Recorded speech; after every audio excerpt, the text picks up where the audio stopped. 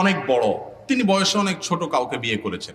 যাকে বিয়ে করেছেন তিনি খুশি মনে বিয়ে বসেছেন, যিনি বিয়ে করেছেন তিনিও তাকে সঠিকভাবে বিয়ে করেছেন, কোনো অসুবিধা নেই। এই বিয়েতে অন্তত অসুবিধা নেই, এই বিয়ে যায়, যেটাকে অ্যাপ্রিসিয়েট করা উচিত, এটাকে অন্তত নিয়ে ট্রল করার কোনো সুযোগ নেই।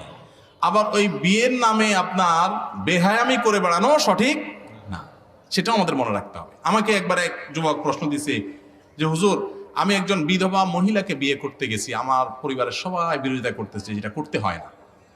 আমাদের সমাজে কোনো বিধবা মহিলা যদি বিয়ে বসতে যায়, সবাই মনে করে যে কত খারাপ মহিলা, স্বামীটা মরল, 6 মাস হয়ে সারলো না, এখন সে আরেক জায়গায় বিয়ে বসছে। এই মহিলা কি খারাপ কাজ করছে না ভালো কাজ করছে? এই ভালো কাজ করছে, যেটা বোঝার মতো জ্ঞানটা পর্যন্ত আমাদের মাথায় নেই, বোঝার মতো জ্ঞানটা আমাদের মাথায় নেই। একজন নারী, তার একজন পুরুষ অভিভাবকের দরকার হয় পৃথিবীতে চলতে গেলে। তিনি যদি সমাজের ভয় বিয়ে না করে থাকে, এই সমাজে বিধবারা বিয়ে করতে পারে না, বিধবাদেরকে মানুষ বিয়ে করতে চায় না। কেন? কারণ সমাজ সেটাকে দোষে মনে করে। এটা যদি দোষে মনে করে তাহলে আপনি গুনাহগার হবেন। আপনি বরং এগুলোর সমাজের সমস্ত ভুল ধারণা ভাঙতে হবে, বৈধ কাজে মানুষকে অ্যাপ্রিসিয়েট করতে হবে। অতএব এরকম বিয়েতে কোনো অসুবিধা শরীয়ী দৃষ্টিকোণ থেকে অন্তত নাই। তবে আবার এই বিয়ে শাদীকে মার্কেটিং করতে গিয়ে পর্দার বিধান লঙ্ঘন করে একেবারে আপনার বেহায়ামি করা যাবে না।